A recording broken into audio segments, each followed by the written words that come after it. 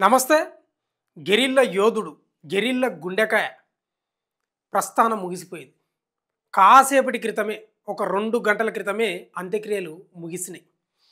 మారేడుమిల్లిలో జరిగినటువంటి ఎన్కౌంటర్‌లో హిడ్మతో పాటు అతని భార్య చనిపోయిన పరిస్థితి. ఇక రంపచోడవరం ప్రభుత్వ ఏరియా ఆసుపత్రిలో పోస్ట్‌మార్టం నిర్వహించి వాళ్ళ కుటుంబ సభ్యులకు అప్పగించిన పరిస్థితి కూడా కనిపిస్తూ ఉంది. ఈరోజే 2 గంటల క్రితమే అంత్యక్రియలు ముగిసినాయి.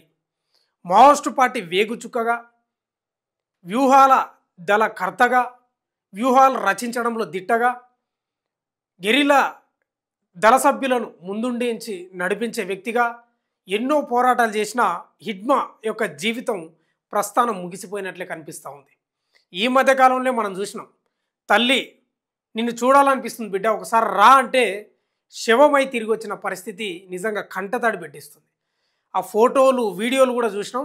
తల్లి దీనావస్థలో దాదాపు 80 ఏళ్ళ వయసులో తన కొడుకును సజీవంగా చూద్దామనుకున్న ఆ తల్లి కళ నెరవేరలేదు. చితి మీద కాలుతున్న కొడుకును చూసి కంటతడి పెట్టిన తీరు అక్కడ అందరినీ ఆశ్చర్యపరుస్తుంది. నిజంగా చాలా బాధ అనిపిస్తున్న పరిస్థితి. ఎందుకంటే గెరిల్లా యోధుడు హిడ్మా వెన్నుచూపని పోరాట తత్వం. ఎన్నోసార్లు పోలీసులు కానీ, భద్రతా బలగాలు కానీ, ఏకంగా ఛత్తీస్గఢ్ హోంమంత్రి విజయ్ శర్మ స్వయంగా హిడ్మా తల్లి దగ్గరికి వెళ్ళి ఆమెకు భోజనం స్వయంగా వడ్డించి నీ కొడుకును లొంగిపో అని చెప్పి వేడుకోలు పంపించినా కూడా, తల్లి వేడుకున్నా కూడా హిడ్మా వెన్ను చూపి మాత్రం అసలు రాలేకపోయాడు. తన పోరాట పటిమ పేద ప్రజల జీవితం కోసమే, పేద ప్రజల కోసమే, పెట్టుబడిదారి వ్యవస్థ కోసమే అన్నట్టుగా ఎక్కడ లొంగిపోవడానికి ప్రయత్నాలు చేయలేదు. ఒకసారి ఛత్తీస్గఢ్ రాష్ట్రం సుక్మా జిల్లాలో పూవర్తి గ్రామంలో జన్మించిన హిడ్మా, ఆ పూవర్తి గ్రామం ఎన్ని ఇండ్లు ఉంటాయంటే కేవలం 50 ఇండ్లు మాత్రమే ఉంటాయి. హిడ్మా 90 మంది యువకులను మావోయిస్టులుగా మార్చిందంటే ఆయన ప్రభావం ఎంత ఉంటుందో ఒకసారి అర్థం చేసుకోవాలి మనం. వాస్తవంగా కూడా ఈరోజు అంత్యక్రియలు అంటే పోలీసులు చాలా బందోబస్తు ఏర్పాటు చేసిండ్రు. అక్కడ మావోయిస్టు ప్రభావం చాలా ఎక్కువ. బస్తర్ జిల్లా, బస్తర్ ప్రాంతం మొత్తం. అయితే హిడ్మాకు ప్రజాదరణ ఏ స్థాయిలో ఉందో ఒకసారి మనం చూస్తే అర్థమవుతుంది. పోలీస్ ఆంక్షల నడుమ, సీసీ కెమెరాల నడుమ, వీడియోల నడుమ ఆయన అంత్యక్రియలు జరిగిన పరిస్థితి కనిపిస్తూ ఉంది. అక్కడ ఇప్పుడు ఇంటర్నెట్ కూడా బంద్ చేసిండ్రు. తెలుగు రాష్ట్రాల నుంచి కూడా ఎవరు రావద్దని హెచ్చరికలు జారీ చేసినాయి భద్రతా బలగాలు. అయినా కూడా ఎవరు లెక్క చేయకుండా ఎంతోమంది ప్రజలు వచ్చినారంటే ఒకసారి ఆయన అభిమానం ఏందో ఒకసారి అర్థం చేసుకోవాలి మనం. అంటే వాస్తవంగా కూడా చాలామంది అనుకున్నారు సజీవంగా పట్టుబడతాడు పోలీసులకు, లేకపోతే లొంగిపోతాడు అనుకున్నారు. ఈ మధ్యకాలంలో కూడా వార్తలు వచ్చినాయి. 200 మందితోటి హిడ్మా లొంగిపోతున్నాడు అనే వార్తలు కూడా గుప్పుమన్నాయి. కానీ అదంతా అబద్ధం అనేది తెలిసిపోయింది మనకు. మారేడుమిల్లి ఎన్కౌంటర్ తోటి తెలిసిపోయింది. అంటే ఎంతటి ప్రజాదరణ అక్కడ సంపాదించుకోవడం మనం అర్థం చేసుకోవాలి. ఇంకోటి ఏంటంటే ఇప్పుడు అక్కడ అంత్యక్రియలు జరుగుతున్న క్రమంలో ఎలాంటి అవాంఛనీయ ఘటనలు, ఎలాంటి ప్రమాదం జరగకుండా, ఎలాంటి అవాంఛనీయ ఘటన జరగకుండా పోలీసులు కూడా బందోబస్తు ఏర్పాటు చేసిండ్రు. ఎక్కడికక్కడ హెచ్చరికలు జారీ చేసి ఎక్కడికక్కడ పటిష్టమైన బందోబస్తు మధ్య భుజాలకు గన్నులు వేసుకొని నిలుచున్న భద్రతా బలగాలు మాత్రం ప్రజలు మాత్రం లెక్క చేయకుండా అంత్యక్రియలో పాల్గొన్న పరిస్థితి కనిపిస్తూ ఉంది.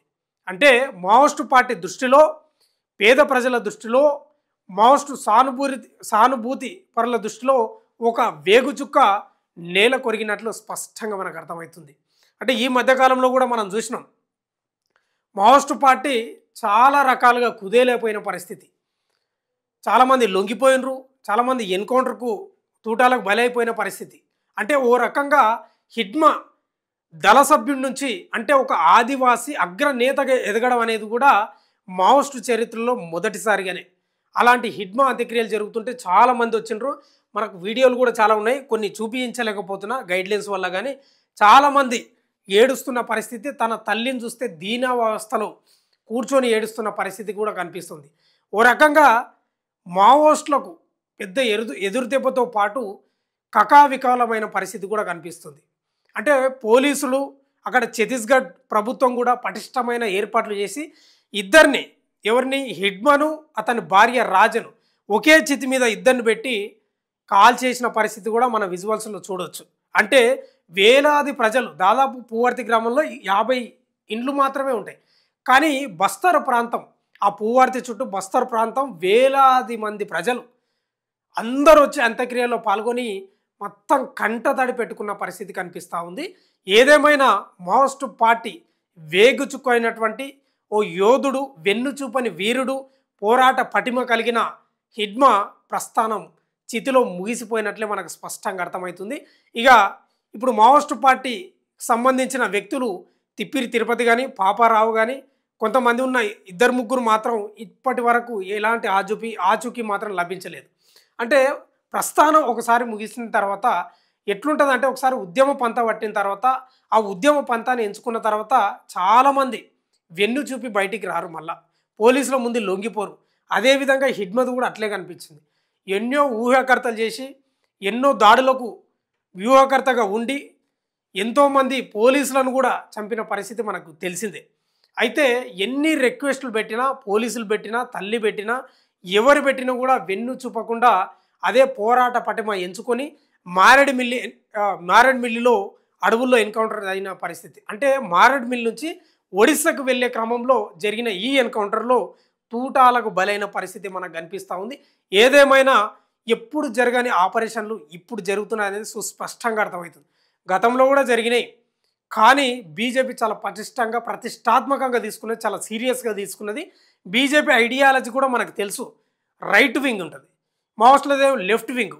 అంటే పూర్తి స్థాయిలో చర్చలు లేవు, ఖచ్చితంగా లొంగిపోవాల్సిందే అనేది ఏదైతే టార్గెట్ పెట్టుకున్నారో దానికి అనుగుణంగానే భద్రతా బలగాలు కూడా పనిచేసిన పరిస్థితి. ఎంతోమంది సీసీ సభ్యులు ఎన్కౌంటర్లో చనిపోయిన పరిస్థితి. ఇక మోస్ట్ వాంటెడ్గా భావించినటువంటి హిడ్మా కూడా ప్రస్థానం ఈ రోజుతో, అంటే ఈరోజు గురువారం, ఈ రోజుతో చితిలో ప్రస్థానం ముగిసిపోయినట్లు స్పష్టంగా కనిపిస్తూ ఉంది. ఏదేమైనా ఉద్యమ పంతను మాత్రం విడవకుండా, తల్లి వేడుకోలును కూడా పట్టించుకోకుండా, ఊరును కూడా పట్టించుకోకుండా తూటాలకు బలైపోయి మళ్ళా ఏ రకంగా సజీవంగా ఊరు నుంచి ఉద్యమంలోకి వెళ్ళిండో మళ్ళా చితి మీదికి ఒక శవమై వచ్చిన పరిస్థితి కనిపిస్తూ ఉంది. ఏదేమైనా మావోయిస్టు పార్టీకి మాత్రం భారీ ఎదురు దెబ్బనే తగిలినట్లు స్పష్టంగా అర్థమవుతుంది. చూస్తూనే ఉండండి మన తొలి వెలుగు.